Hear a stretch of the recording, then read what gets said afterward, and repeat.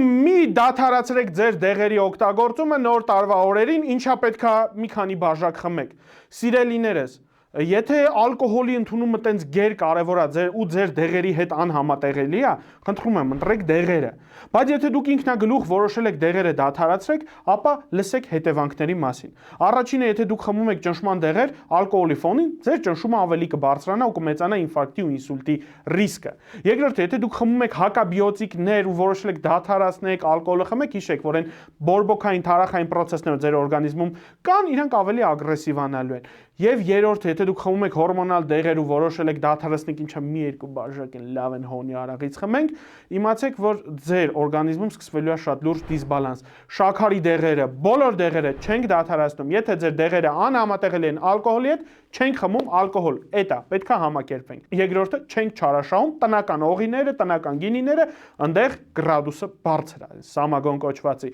Ու իրանք կարան շատ ավելի վատթար ազդեն ձեր օրգանիզմի վրա ու հիշեք, եթե 5 անգամ ձեր մոտ նորմալ օղի են քաշե, դա սենց ասեմ կոնվեյերնի պրայզվոստվա չի ու այնտեղ այդ